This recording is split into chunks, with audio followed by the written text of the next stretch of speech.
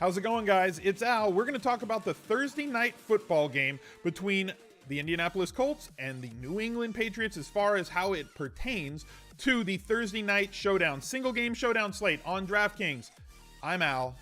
Thank you for coming back. If you're new to the channel, please drop a like on this video, drop a subscribe, and be sure you hit that notifications bell so you can be notified anytime that I post NFL content like I do 4, 5, 6 times a week.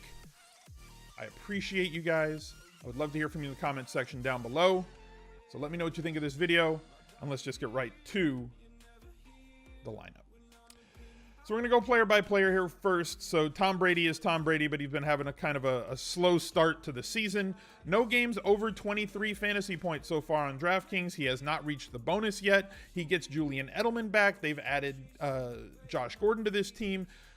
We're going to have to see how about Gronk and his injury, right? Because he is basically tied to Tom Brady's success over the years.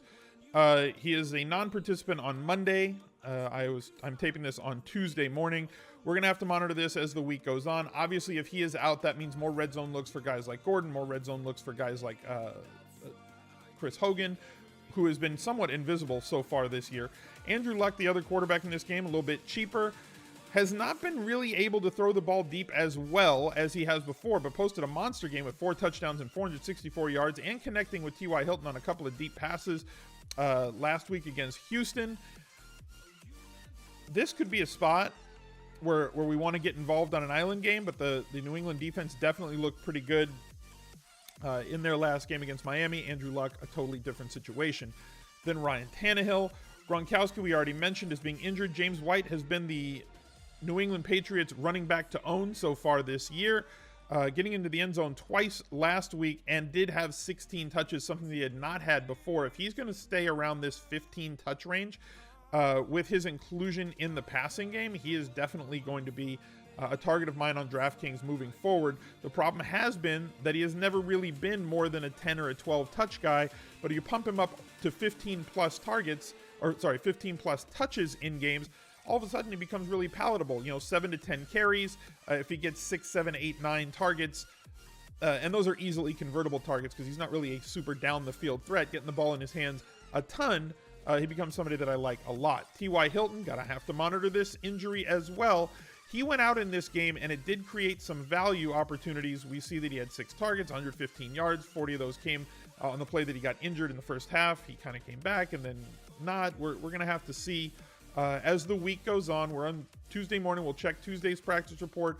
We'll know before the game starts, an hour and a half, inactives come out before everything kicks off, and we're going to be we'll have a full idea of what is going to actually happen and the ramifications. So prepare your if-then statements for Rob Gronkowski and for T.Y. Hilton.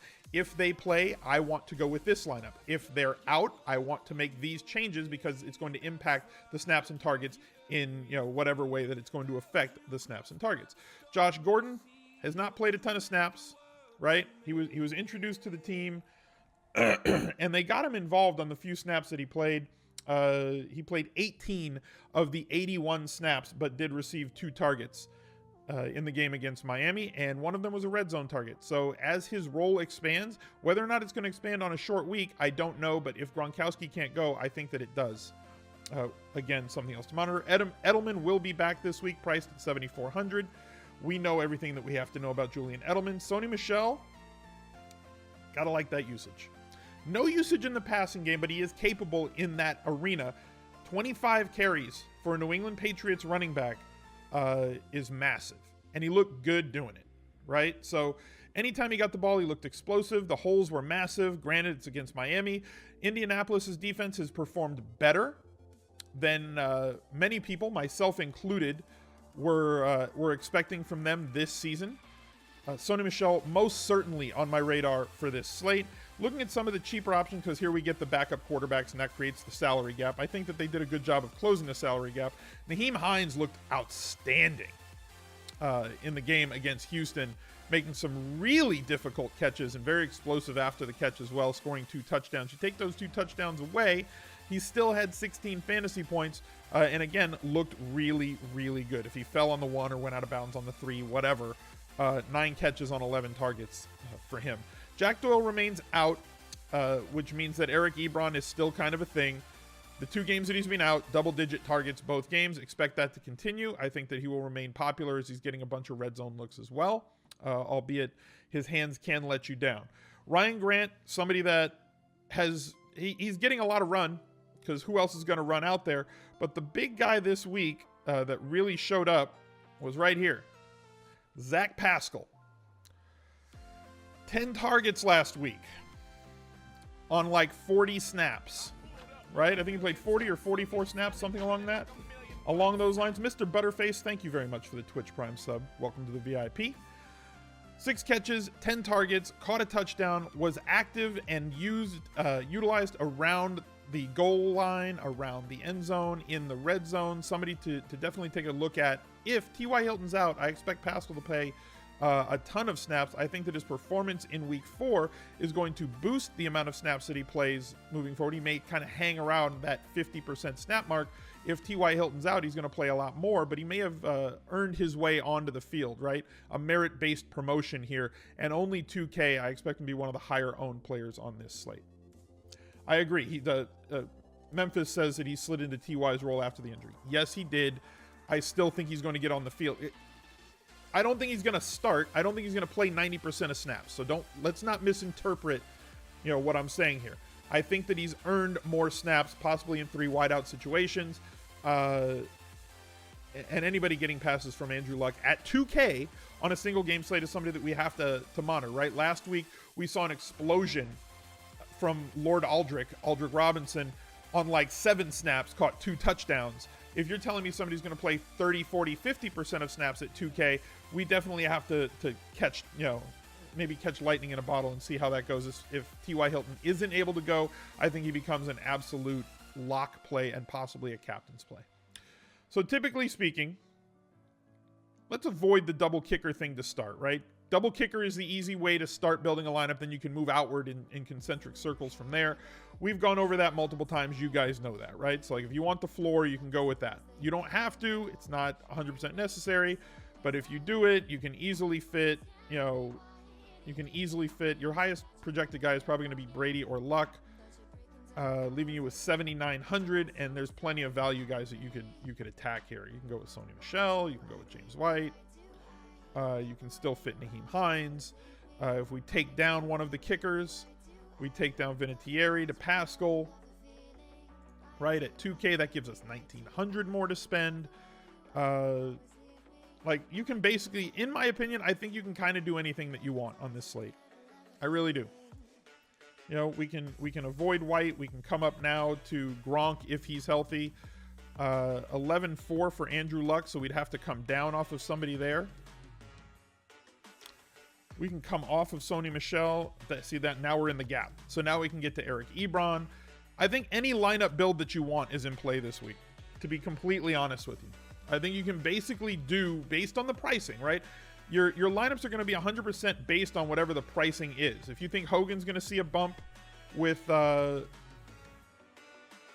going to see a bump if Gronkowski's out, I think that Luck is a viable captain to save you 2K over Tom Brady. If you don't want to go with the quarterback at captain and you want the upside of playing with an in the field player, a skill position player, you're saving 5K if you go down to James White.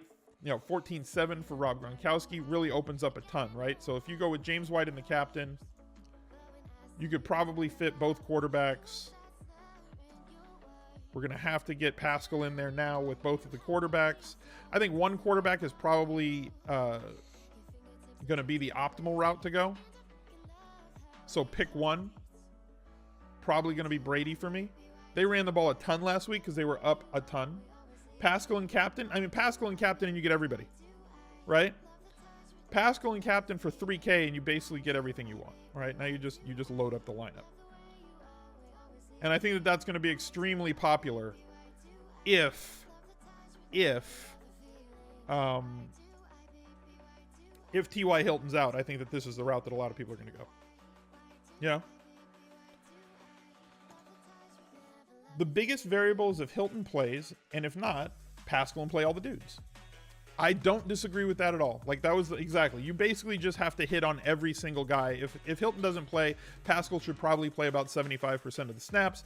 Probably won't see 11 targets again, but if you're getting a captain for 3K getting 8 targets with red zone upside from a quarterback who can move the ball, I think that you kind of have to take it. I'm really not interested in either of the defenses here. I think Sony Michel is somebody that I really want to target in this game. If Rob Gronkowski goes, if Rob Gronkowski doesn't go, right? If Gronk doesn't go, I think that we have to bump up Hogan a little bit. I think we have to bump down Tom Brady a little bit, but not a ton. So, like, if Gronk's out, I don't want Brady at my captain spot at all. You know, I think that that's kind of thing. You think you want Michelle regardless in cash, even with Pascal captain? Yeah, not disagreeing at all. You know, Michelle is just kind of too cheap. What if we build a Sony Michel captain's lineup? Right? So let's get Pascal in there. Now we have 9,300 left to spend. Go with him. I want a quarterback. 8,000. I mean, GPP wise, Josh Gordon, as good as any if Gronk is out.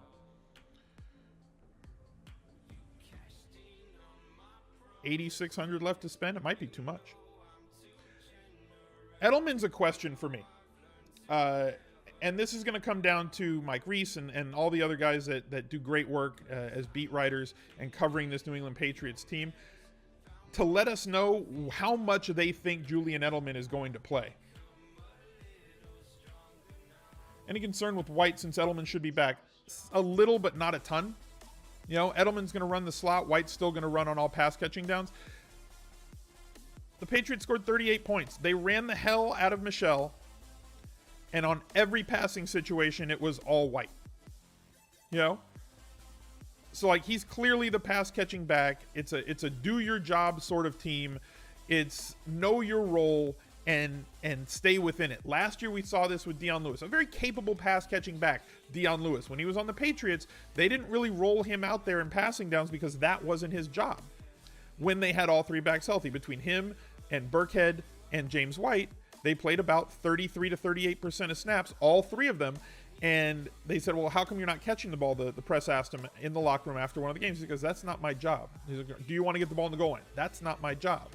So right now it looks like Sony Michel is taking up the position of the goal line back as well as the every down back in his first week playing 33 of 81 snaps. And on 33 snaps, he carried the ball 25 times and got no targets. So they just kind of, they're kind of sticking to this, you know, this running back rotation where, you know, the lead guy, the Dion Lewis role, is not going to play a ton of those snaps. And he takes on the second half when they're going to run the ball a lot. He's going to be that guy too. So New England remains somewhat predictable when it comes to running backs. They're just going to play in the role that you expect them to play. Way different from some other teams where they just kind of jack around with guys. So that's the look at Thursday night. Thank you guys for watching this video. Thank you guys for all the support on the channel recently. If you would, and you haven't already, please click that subscribe button. Here's another video for you to check out and watch. And I'll catch up to you on Friday with the hour-long question and answer for week 5. Bye, everybody.